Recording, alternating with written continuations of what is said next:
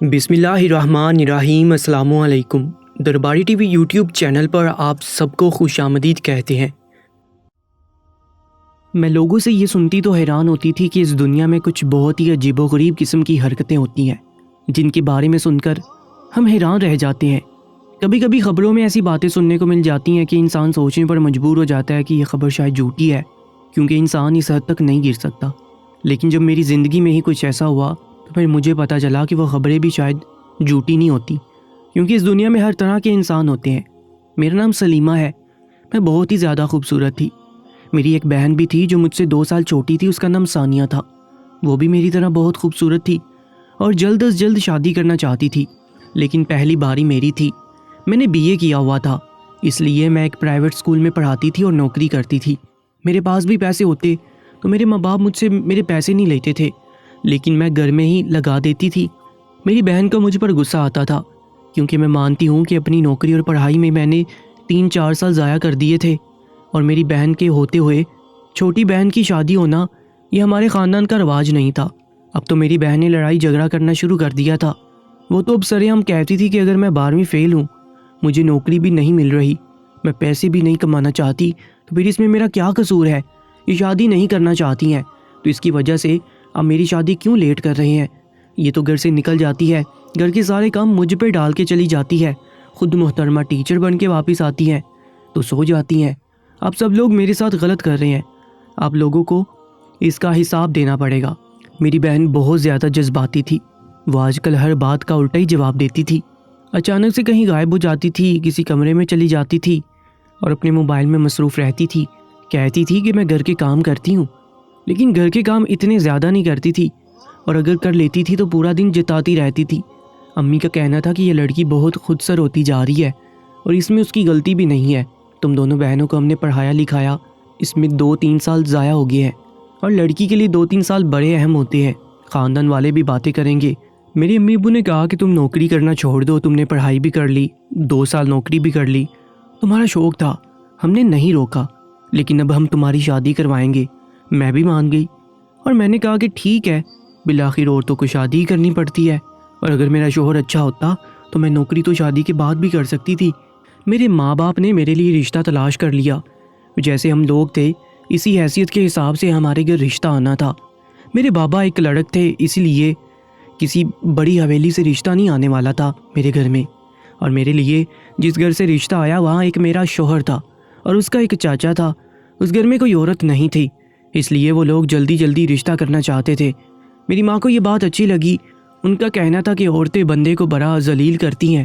دونوں بندے ہیں، صبح کام پر جائیں گے، رات کو واپس آئیں گے، تم پیچھے اپنے گھر کے کام ختم کر کے آرام کرنا، سکون کرنا، پھر بچے ہو جائیں گے، پھر ان کو ٹائم دینا، نہ کسی کی خدمت کرنی پڑے گی۔ میں نے کہا کہ ہاں یہ بات بھی اچھی ہے، اگر وہ لوگ بھی صبح کام پر جائیں گے، پورا دن گھر نہیں ہوں گے، تو میں بیچ میں نوکری بھی کر سکتی ہوں۔ میری ماں نے کہا کہ بالکل، میں نے اس رشتے کے لیے ہاں کر دی۔ میں اس سے مطمئن تھی، مجھے کوئی مسئلہ نہیں تھا۔ میرے شوہر کی شکل دیکھنے میں بالکل مناسب تھی، اسے ایک خوبصورت مرد تو نہیں کہا جا سکتا تھا، لیکن مرد ویسے بھی مشکل سے ہی خوبصورت ہوتے ہیں۔ بس میں نے اس کو دل سے قبول کر لیا، اور میری بہن کا رویہ بھی میرے ساتھ اچھا ہونے لگا تھا۔ لیکن جیسے اس نے دولہے کو دیکھا تو نہ جانے کس بات کا غصہ آ گیا۔ امی نے کہا کہ کیا مسئلہ ہے تمہیں، اب تم کیا چاہتی ہو؟ اس نے کہا کہ میری پیاری بہن کی شادی ہے اور آپ کیسے بندے سے کروا رہی ہیں، ان لوگوں کو انکار کر دیں۔ میری امی نے کہا کہ تمہاری بہن نے بھی ہاں کر دیا، اور تم کون ہوتی مشورہ دینے والی؟ تمہارا ہر بات میں بولنا ضروری ہے، بس اب تم چپ کر کے بیٹھ جاؤ۔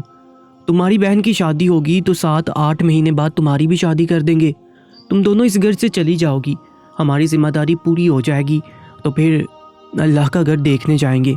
امی نے اپنے پلان بنائے ہوئے تھے، ہر انسان کا اپنا اپنا پلان ہوتا ہے۔ میرے شوہر کا نام علیم تھا، اس کے ماں باپ اس دنیا میں نہیں تھے، اس کا ایک چاچو تھا جو اس کے ساتھ رہتا تھا، اور یہ اسی کو بابا کہا کرتا تھا۔ وہ کافی اچھا انسان سمجھا جاتا تھا، میرا باپ اس کو پہلے سے جانتا تھا۔ ان کا کہنا تھا کہ ان کی شادی ہوئی تھی، لیکن اس کی بیوی اس دنیا سے چلی گئی اور ان کے بچے نہیں ہوئے تھے، اس لیے یہ اپنے بھتیجے کو ہی اپنا بیٹا سمجھتے ہیں اور اسی کے ساتھ رہتے ہیں۔ انہوں نے دوسری شادی بھی نہیں کی ہے اور اپنی ساری زندگی اپنے بھتیجے کے نام کر دی ہے۔ میری شادی ہو گئی اور میں کافی زیادہ خوش تھی۔ دلہن بنی اپنے کمرے میں بیٹھی تھی کہ ایک اکیلا گھر مل گیا۔ یہ گھر اکیلا ہی تھا، مرد کون سا ساری زندگی گھر میں رہتے ہیں، وہ تو صبح جاتے ہیں تو رات کو واپس آتے ہیں۔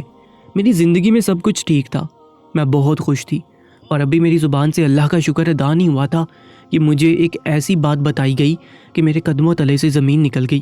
میرا شوہر میرے کمرے میں آیا، وہ میرے لیے کوئی تحفہ لے کر نہیں آیا تھا، مجھے امید بھی نہیں تھی۔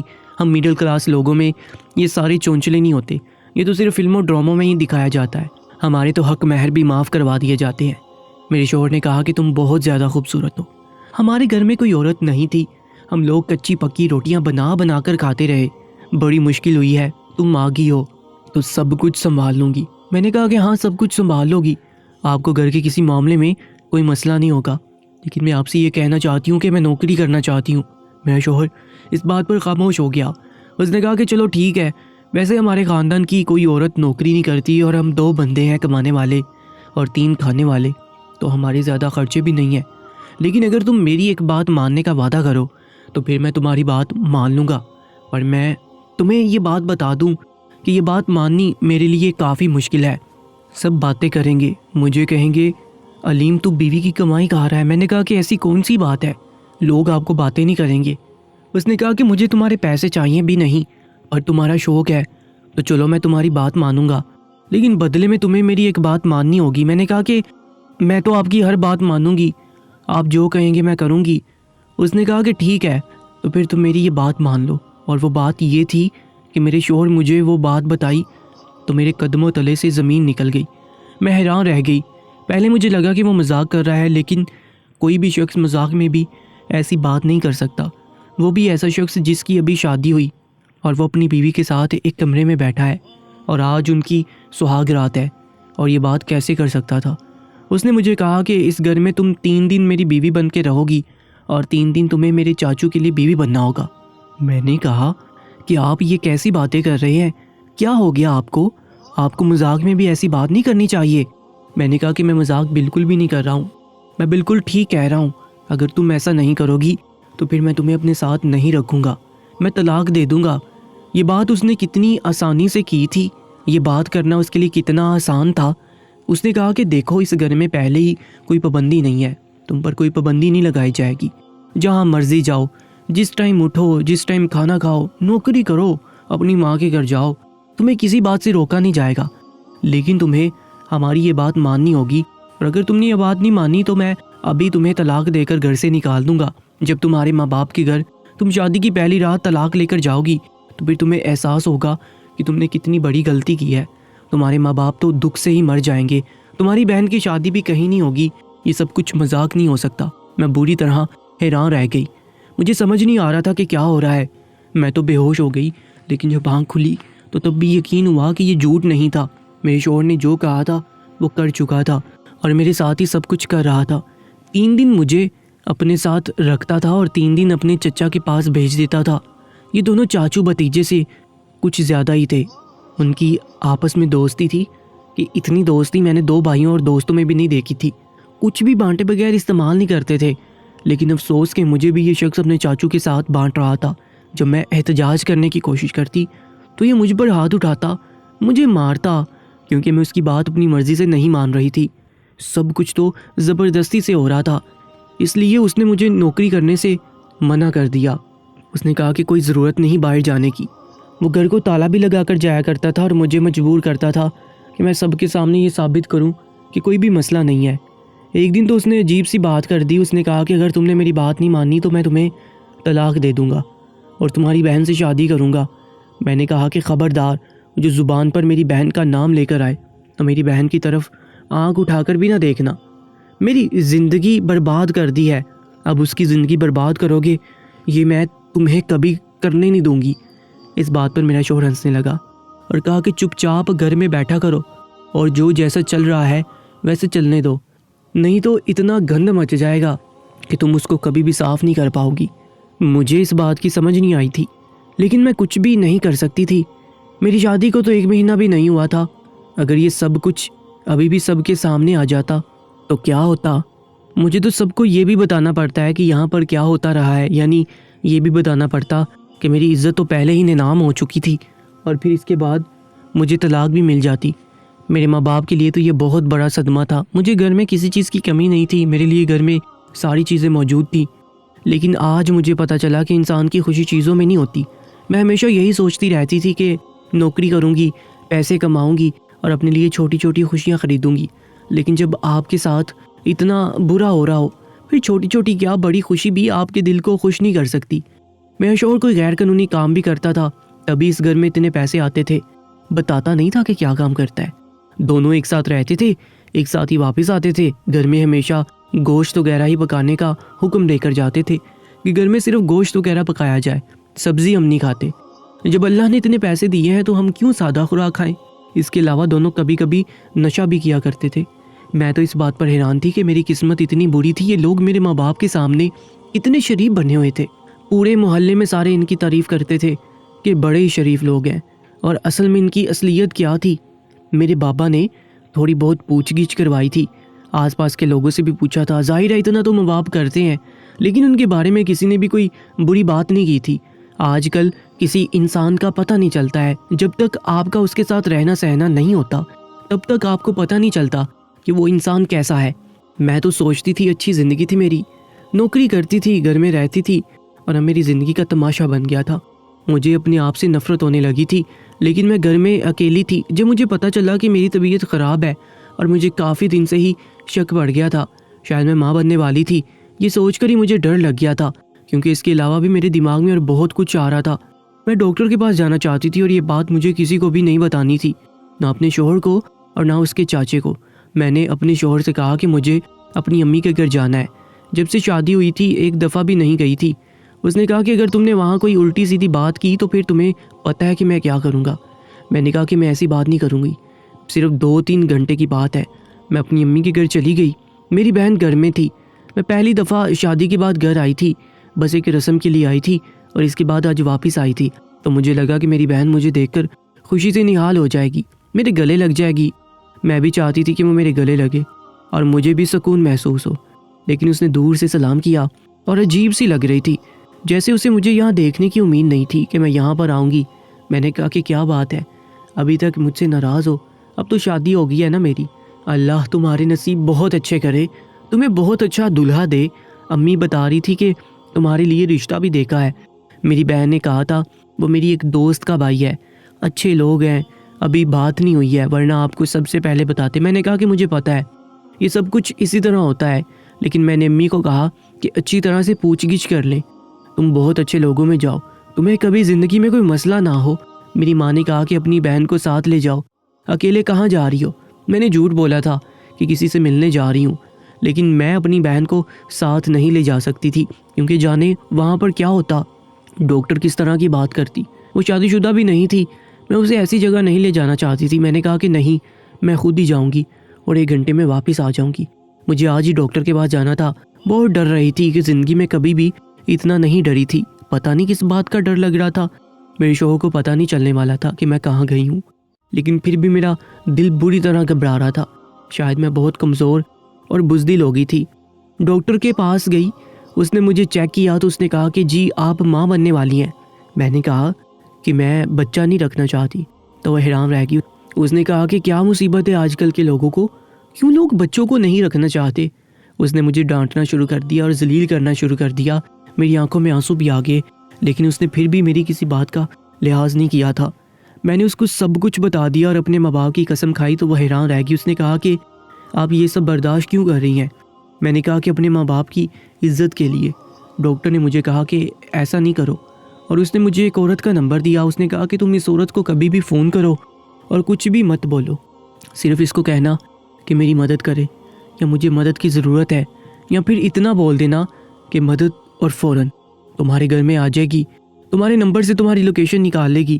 یہ ایک تنظیم سے تعلق رکھتی ہے، تم جیسی عورتوں کی مدد کرتی ہے۔ میں نے کہا کہ ٹھیک ہے میں ایسا کر لوں گی، جبکہ میں ایسا نہیں کرنے والی تھی، اور ڈاکٹر نے میری مدد کر دی، کیونکہ پہلا مہینہ تھا اور میں نہیں چاہتی تھی کہ میں ان دونوں مردوں کی اولاد پیدا کروں۔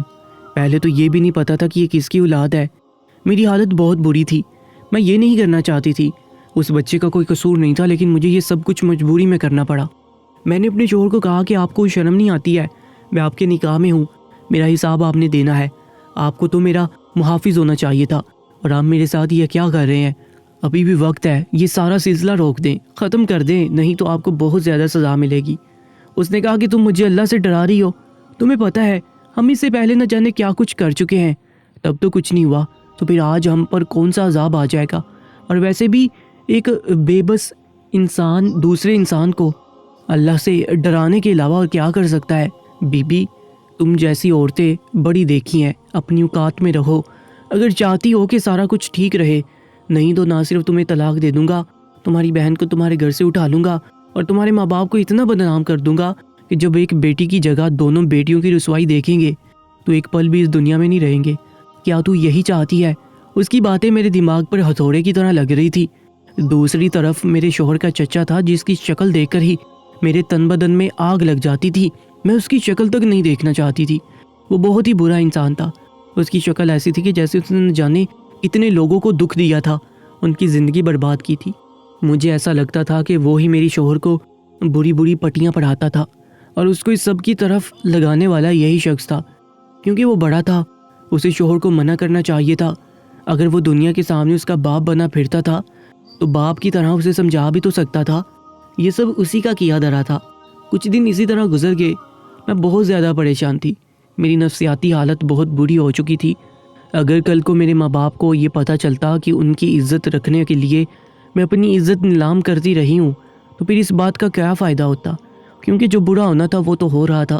اس کے بعد میری دماغی حالت اتنی بری ہوگی کہ میں نے سوچ لیا کہ مر جاؤں گی، لیکن ان کی بات نہیں مانوں گی اور اپنے شوہر کے سامنے ڈٹ کے کھڑی ہوگی۔ آج مجھے کچھ بھی کھونے کا ڈر نہیں تھا، میری اولاد کو مجھے خود ہی ختم کرنا پڑا، اور جب عورت سے اس کی عزت چھین لی جاتی ہے تو اس کے پاس ویسے ہی کیا رہ جاتا ہے۔ میرا شوہر غصہ ہو گیا، اس نے اپنے چچا کو بھی بلا لیا اور کہا کہ یہ بات ماننے سے انکار کر رہی ہے۔ تب اس نے مجھے ایسی بات بتائی کہ میرے قدموں تلے سے زمین نکل گئی۔ مجھے یہ سننے کی بالکل بھی امید نہیں تھی، مجھے نہیں پتا تھا کہ میرے ساتھ یہ سب کچھ ہو جائے گا۔ اس کا کہنا تھا کہ ٹھیک ہے، اگر تمہیں یہ سب کچھ نہیں کرنا تو یہاں سے جا سکتی ہو، لیکن اس کے بعد کیا ہوگا وہ تمہیں بھی پتا ہے، تمہاری جگہ تمہاری بہن آ جائے گی۔ میں نے کہا کہ تمہیں کیا لگتا ہے کہ میں یہاں سے جاؤں گی اور پھر میں اپنی بہن کو اپنی جگہ پہ بھیج دوں گی؟ کیا میرا دماغ خراب ہے؟ اس نے کہا کہ دراصل تم خود اس کی جگہ پر آئی ہو۔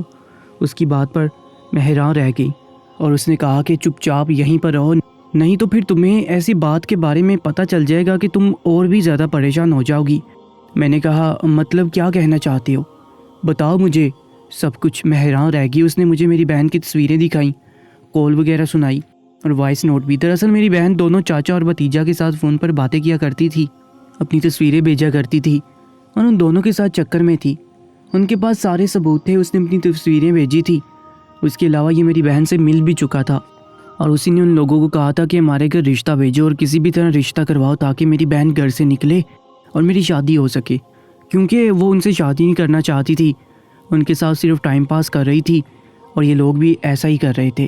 لیکن پھر شاید اس کے دماغ میں یہ بات آئی ہو کہ اس طرح سے نہیں کرنا چاہیے، اس لیے اس نے شادی سے اختلاف بھی کیا تھا، لیکن تب تک رشتہ پکا ہو چکا تھا۔ میں حیران رہ گئی کہ مجھے اس دوزخ میں دھکیلنے والی میری بہن تھی، ان کے پاس سارے ثبوت تھے، اگر میں ان کی بات نہیں مانتی تو یہ میری بہن کو آرام سے بدنام کر سکتے تھے، اس کی وائس نوٹ کی ویڈیو بنا سکتے تھے۔ اس نے اپنی ویڈیوز بھی ان کو بھیجی ہوئی تھی اور ان کے پاس ان کی تصویریں بھی تھیں۔ میں تو زمین پر ایسے گری کہ جیسے میرے وجود سے روح نکل گئی ہو۔ دوسری طرف یہ بات یاد آئی کہ میری بہن جس گھر میں شادی کرنا چاہتی تھی اسی گھر میں اس کی شادی ہو رہی تھی، اور وہ کافی اچھے لوگ تھے۔ اب کیا مجھے یہ سب کچھ اپنے ماں باپ کو بتا دینا چاہیے تھا کہ اپنی جان بچانے کے لیے اپنی بہن کی زندگی برباد کر دیتی، پھر اس کی شادی بھی اس گھر میں نہیں ہوتی اور وہ اپنے ماں باپ کی نظروں میں بھی گر جاتی؟ کیا مجھے اس سے بدلہ لینا چاہیے تھا جو اس نے میرے ساتھ کیا؟ کیا مجھے اس کے ہاتھوں وہی کرنا چاہیے تھا؟ ابھی وہ میرے سامنے کچھ شرمندہ لگ رہی تھی، لیکن پھر بھی اس نے میری مدد تو کی تھی نا۔ میں تو دوراہے پر آ گئی تھی۔ اب میرے پاس ایک ہی راستہ تھا کہ میں خودکشی کر لوں اور اپنی جان لے لوں، کیونکہ اسی طرح سب کچھ ٹھیک ہو سکتا تھا، میرا صدمہ بھی ختم ہو سکتا تھا، میری بہن کی زندگی خراب نہ ہوتی۔ میں نے سوچ لیا تھا کہ میں اپنی جان دے دوں گی، اور میں آخری دفعہ اپنے ماں باپ سے ملنے کے لیے گئی تھی۔ میں نے اپنے شوہر سے کہا تھا کہ مجھے بس ان سے ملنے کے لیے جانا ہے اور اس کے بعد تم مجھے لینے کے لیے آ جانا۔ اس نے کہا کہ میں شام کو لینے کے لیے آ جاؤں گا۔ میں وہیں پہ تھی، لیکن وہ ابھی آیا نہیں تھا۔ شام سے رات ہو گئی تھی، میں نے بھی اس کو فون نہیں کیا کہ جتنی دیر نہ آئے اتنا ہی اچھا ہے۔ ویسے بھی مجھے اس کی شکل دیکھنے کا کوئی شوق نہیں تھا، میں اپنے ماں باپ کے ساتھ بیٹھی تھی، ان سے باتیں کر رہی تھی، اپنی ماں سے اپنے بچپن کے قصے سن رہی تھی۔ اچھا لگ رہا تھا، مجھے پتا تھا کہ مجھے سکون مل جائے گا اور میں اس دنیا سے چلی جاؤں گی، لیکن تھوڑی دیر کے بعد میرے بابا کو کسی کی کال آئی اور وہ باہر چلے گئے۔ پھر وہ میری ماں سے کوئی بات کرنے لگے اور میں نے اتنا سنا کہ وہ میرے بارے میں کہہ رہے تھے کہ اس کو یہ بات آہستہ آہستہ بتانا۔ پھر امی نے مجھے ایسی بات بتائی کہ میں حیران رہ گئی۔ انہوں نے بتایا کہ میرے شوہر اور اس کا چاچا کام سے واپس آ رہے تھے جب ایک ٹرک سے ان کی موٹر سائیکل ٹکرا گئی اور وہ دونوں موقع پر ہی دم توڑ گئے۔ میں حیران رہ گئی، زمین پر بیٹھ گئی، میری آنکھوں میں آنسو تھے، لیکن اس بات کے نہیں کہ وہ دونوں اس دنیا سے چلے گئے تھے، بلکہ اس بات کے کہ آج میں نے خودکشی کر کے اپنے آپ کو حرام موت کے حوالے کر کے گناہ گار ہو جانا تھا۔ لیکن اللہ کی ذات نے میرا فیصلہ کر دیا، میرا انصاف کر دیا۔ وہ دونوں درندے اس دنیا سے جا چکے تھے اور میری بہن کا گھر بھی بچ گیا تھا۔ میں اس کے ساتھ سب کچھ نہیں کرنا چاہتی تھی۔ میں نے اپنی بہن کے ساتھ ان ساری باتوں کا ذکر بھی نہیں کیا۔ ان دونوں کے مرنے کے بعد ان کا وہ گھر اور ساری جائیداد میری تھی جو میرے نام ہوگی تھی۔ میں واپس اپنے گھر میں آ گئی۔ میں نے ان کا وہ گھر بھی بیچ دیا اور ساری جائیداد جوڑ کر میں نے بچوں کا اسکول بنا لیا، جہاں پر میں اب پرنسپل ہوں، بچوں کو پڑھاتی ہوں۔ میری بہن کی شادی ہو گئی اور اپنے شوہر کے ساتھ باہر کے ملک چلی گئی ہے۔ کبھی کبھی اس سے فون پر بات ہوتی ہے، سلام دعا کر کے ایک طرف ہو جاتی ہوں۔ جو کچھ میرے ساتھ ہوا ابھی بھی یاد آتا ہے، لیکن اس بات پر دل مطمئن ہو جاتا ہے کہ میرے ساتھ برا کرنے والے اب اس دنیا میں نہیں ہیں، ان کا انصاف ہو گیا ہے اور میں بچوں کو پڑھا کر ہی خوش ہوں۔ سب کہتے ہیں کہ دوسری شادی کر لو، لیکن میں شادی نہیں کرنا چاہتی کہ میری زندگی ٹھیک جا رہی ہے۔ دوستو، ایسی سچے واقعات کے لیے ہماری YouTube چینل کو سبسکرائب کر لیجیے گا۔ اپنا بہت زیادہ خیال رکھا کریں۔ اللہ نگہبان۔